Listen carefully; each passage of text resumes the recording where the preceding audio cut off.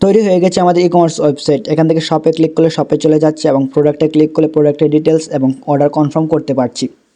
আজকের ভিডিওতে আমরা দেখব কিভাবে একটি এআই দিয়ে সম্পূর্ণ ই কমার্স ওয়েবসাইট তৈরি করা যায়। সেই ওয়েবসাইটটি হোম পেজ থেকে প্রোফাইল থেকে ডাটাবেস থেকে পাবলিশ পর্যন্ত করা যায় সম্পূর্ণ ফ্রিতে, এবং সেই ই কমার্স ওয়েবসাইটটি কন্ট্রোল করা যায় সম্পূর্ণ এআই দিয়ে। তো সকল কিছু আমি এই সিরিজে তুলে ধরার চেষ্টা করব। যদি আপনাদের সাপোর্ট পাই তাহলে পরবর্তী সিরিজ নিয়ে হাজির হব, নাহলে এখানে সমাপ্ত করে দেওয়ার চেষ্টা করব। তো চলেন কম্পিউটার স্ক্রিনে চলে যাওয়া যাক। সর্বপ্রথম আপনারা আপনাদের ফোন থেকে চলে যাবেন যে কোনো একটি ব্রাউজারে আসার পর চলে যাবেন জিমিনিতে বা চ্যাট জিপিতে।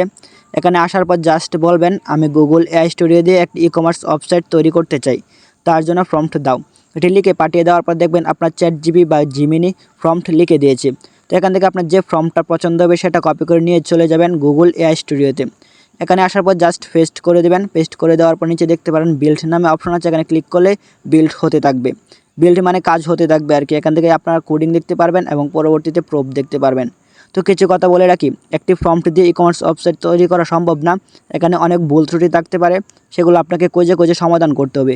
এখানে মেসেজ দিয়ে বললেই হবে, সমাধান করে দেবে। এখান থেকে আপনারা দেখতে পাচ্ছেন কোডিং হচ্ছে এবং প্রুফে বাস্তব দেখতে পারবেন বা গ্রাফিক্স দেখতে পারবেন।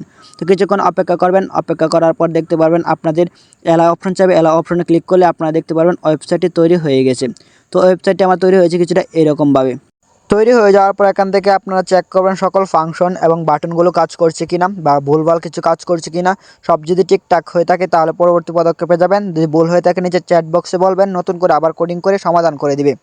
তো এখান থেকে যে সব কিছু ঠিকঠাক থাকে তাহলে আমরা যে কোনো একটা প্রোডাক্টে যাই।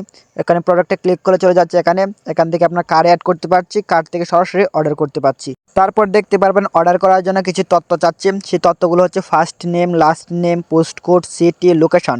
তো সকল কিছু যদি ঠিকঠাক থাকে তাহলে তো হলো, যদি না থাকে তাহলে আপনি নতুন করে বলবেন যে কী নতুন তথ্য অ্যাড করতে হবে, সেগুলো অ্যাড করে দিবে। আর যাদের এরকম না আসবে তারা জাস্ট চ্যাট বক্সে বলবেন আমি চাই যে গ্রাহক অর্ডার করার জন্য অর্ডারে ক্লিক করবে, সেখান থেকে কিছু তথ্য চাইবে, সেগুলো দিতে হবে গ্রাহকের বাধ্যতামূলক।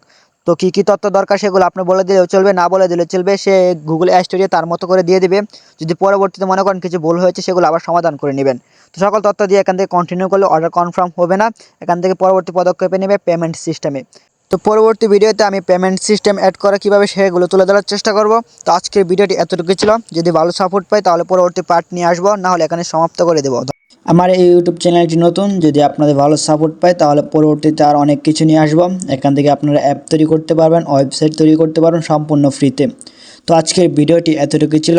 যাদের কাছে ভালো লেগে থাকে চ্যানেলটিকে সাবস্ক্রাইব করে পাশে থাকা বেল আইকন অন করে দেবেন। নতুন ভিডিও পেতে আমাদের চ্যানেলের সাথে থাকবেন। ধন্যবাদ।